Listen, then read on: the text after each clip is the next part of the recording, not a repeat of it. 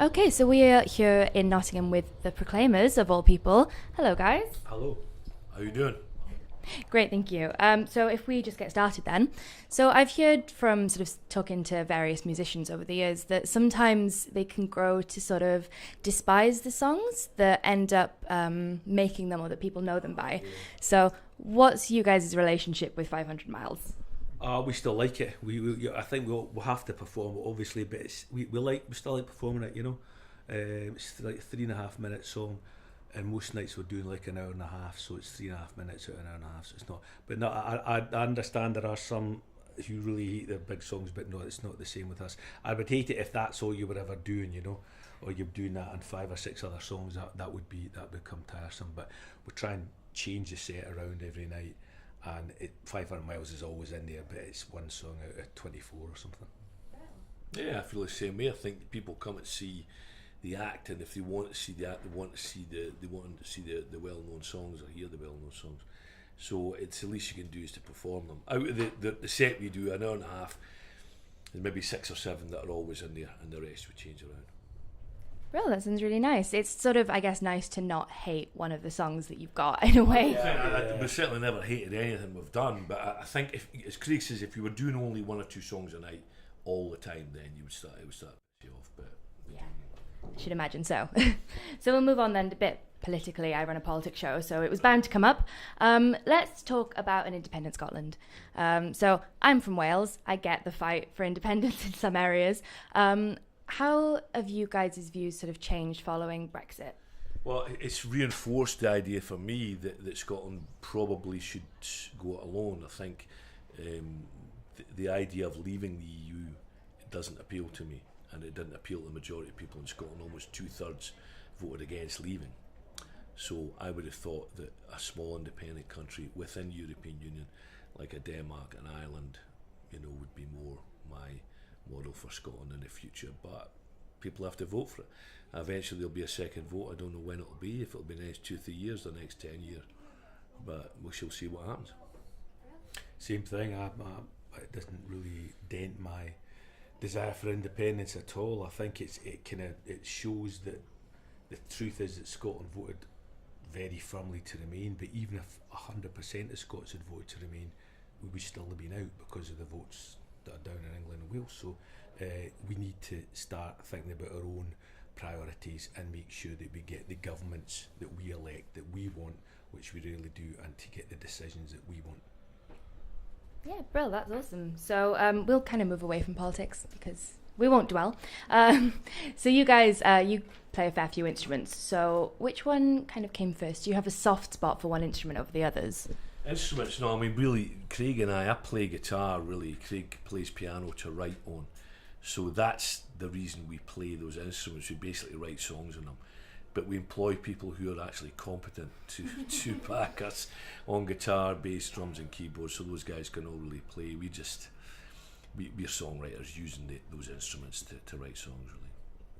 Yeah, same thing. I mean, I write songs on the piano, but I can play chords on the piano, but I would never perform it on stage or anything like that. It's just really for an instrument for writing stuff. Is that something you guys would ever consider doing, like playing your own instruments on stage? Or Well, Charlie plays the guitar. He's pretty good at that, but I would definitely never play the piano on stage. No. I think that's fair enough. Becca, do you want to take the next slot? Yeah. What's the song that you're most proud of? The song that I'm most proud of, I think, is Sunshine and Leith. I think it's probably the best one we have, and I think it's for people who come at the gigs, and certainly people who come to a lot of gigs. I think it's the biggest song. That's the most important one to them. Same with me. I think it's the one that's endured best, and the one that's a favourite with the long-term supporters, I would say, would be that song. Well, that's really nice. Do you find it better to play for audiences in the UK or audiences abroad? Doesn't mean much difference. Doesn't really mean you can get a good and bad audiences everywhere. We play many gigs all over the world, and I don't really have one particular country or city that's a favourite. I think it's if you get a good place, there's a good place tonight. You get a good audience, and you can hear what you're doing, and your voice is still in condition. Then it should be a good gig. It's nice to play somewhere new. Last time we were in Australia, we played Sydney Opera House, And I said that's probably an ambition for a lot of people who play music or whatever, you know. And we finally got to play that, so that was good. So that's like the bucket list thing, but it's really down to the audience the night and how well you can hear it, and if you've got good sight lines on stage. It's good to make eye contact with people in the audience. See, when it's just totally black, you feel like you're playing at a curtain sometimes, you know, and that can be a bit dispiriting. Even if the audience is quite loud, you feel a bit cut off from it. But if you can see faces, you can pick out people, then that's better. So Sydney Opera House, wow, like would you consider that like the best place you've ever played, like your favourite place? One of the best rooms we've ever played, I would say it's not, it's obviously it was designed for classical music, and sometimes the classical music halls that sound great with orchestral stuff are really bad for amplified music, but that's not the case in Sydney Opera House. It works there, but and there's lots of fantastic venues all over. We're playing the Palladium in London this time, which when we were kids was a place, it was almost in those days in English British show business in the 60s and 70s, it was, you'd made it when you played the Palladium if you were a singer or a comedian. So everybody played, Sinatra played, Sam Davis Jr. and everything. So it's not quite the icon that it was in those days, but hey, it's still an icon for old guys like us, so we're going to play that this tour. Oh, that's awesome, that's really cool. Becca? Is there anywhere that you haven't played that you'd like to play, like a dream gig venue? Or? Well, we're playing Iceland next year for the first time. The first #1 record we had was in Iceland in 1988, and he's trying to get us this year, but we were booked up, you know. But we're going to finally do a show there. We'll go to New Zealand, Australia next year again, Singapore maybe, Hong Kong, that kind of thing. I don't know if there's a place. I'd like to go to South Africa. We've never managed to put a tour together there. That would be good. Yeah, I like playing older places, and I like playing new places as well. I think as you get older, you know that you've got less in front of you than you've got behind you, so it's good to get as many shows in as you can and to play as many people into many different places as you can. It's a good excuse to travel, I suppose, if you're doing a gig somewhere. People always say, oh, did you see this and see that? And you go, well, often you're in town, you maybe see somewhere for a couple of hours in the afternoon, you do a sound check, you do a show, then you're out, you know. So we've been a lot of places. It's nice to get a few days off if you get a few days off in Sydney or something like that, or Perth in Australia. So hopefully we'll get that this time as well. Well, I hope for that for you too. So you've recorded the latest album, Monmouth, apparently. What was that like? So I guess it's kind of away from all the hustle and bustle. Was that preferable? Like a studio, it's a very famous studio, and things like Bohemian Rhapsody by Queen was done there. The first Oasis record was done there, first two I think. So it's always been a studio of some note, probably since the late 60s. And we've done that, was that the fourth record we've done there? Fifth? Yeah, something like that. Fifth, yeah. So it's great. The people who run it are fantastic. Kingsley and his family that run it are just great people. And you're only a mile out of Monmouth, so you're far enough out for you to be able to make a lot of racket and nobody's going to come by, and close enough that if you want to go for a pint, you walk down the road, you know. Brilliant. No, it's lovely, sort of secluded in a way, I guess. Beautiful part of the world. Yeah. So what's the story behind the name of the Proclaimers? Well, I think if we hadn't been unemployed at the time, we would have probably gone out as the Reed brothers or the Reed twins, but we were unemployed, and we were drawing unemployment benefit, and we didn't want the DHSS as it was then to find out who we were. We didn't get that many gigs, and a lot of the gigs that we did weren't paying anyway, so we made very little money outside of what we're getting done by. But Proclaimers just wanted a strong name, and with that we thought about it for a couple of days, and Proclaimers was the best we could come up with. I mean, it's become pretty iconic, so to be fair, it was an alright choice. It's worked for us. I think it's quite representative of how we perform songs. So. Cool. Becca, do you want to take the next one? So you've got a play, you've been on Family Guy. Is there anything, you've been known internationally, what's next for you? To be honest, the best thing about it is keeping the band rolling, you know, being able to play big enough places that you can justify taking the band out and to give them employment. That's the main thing for us now. I don't know, we've never really been that ambitious, you know. We want to get off the dole and make our living as musicians.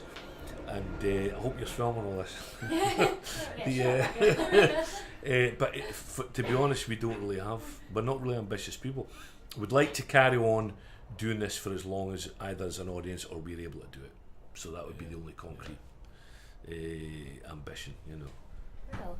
So that kind of like leads me on to the next one then, because I've said, because you guys got into the limelight quite young, did that impact you? So did you have plans and dreams before the music, or was it literally always just the music? For me, it was from the age of about 11. It was definitely music. Oh, wow. Yeah, and it was just a matter of trying to leave school and get wherever, do jobs or whatever, and then trying to get to a position where you could actually do music. And I didn't know how to get it, but yeah, for me, yeah, from the age of about 11 or 12, it was always music. Yeah. Yeah, I was probably a bit older before I was sure about it, but there was never any doubt after we were teenagers that really that was what we're going to do. Just how you did it. It's still the same how you get it. Maybe it's easier now that you make records at home, or I don't know, but in those days it was, you got a contract and you made a record in a studio, so it took us years to get there, so we're appreciative of it because it took us so long, you know. So would you say like it's easier or harder these days for a band to do what you guys did back when you started out? I think, as Charlie says, it's probably easier to actually get recorded and to get your stuff out there, but if everybody's doing it, the marketplace is much more crowded than it ever was when we started making records. So I think to actually do it is easier, but to get noticed and to actually end up that you can make any money off it, I think is maybe more difficult than it was. And it's also hard to actually shift music now. It's actually hard to sell it because so many people obviously download for nothing, and they don't, you know, a lot of people just don't buy music now. So I think that's a problem, in that if you're trying to establish a career where you make at least something off publishing and you build a live audience, how do you do it if nobody's actually purchasing your records, you know? It's quite hard. So I mean, for every Adele there's 20,000 people struggling, you know, so Of course. So we won't keep you for much longer. This is the last thing, and we just thought it'd be a nice thing to round up with. So what is the best piece of advice you could give to somebody, say, starting uni this year, or starting uni, or just like moving on or moving up, or just generally getting a bit more independent? First of all, enjoy it. Second, I would say go with what you believe in. There's no point in studying or working at something if you're not committed to it. I think find something you believe in, something you really want to do, and that surely would be a more satisfactory life for you than plodding away at something you hate, you know, which so many people do, I'm afraid. So Yeah, that's about right. Okay, well, thank you very much for talking to us. Have a good gig tonight.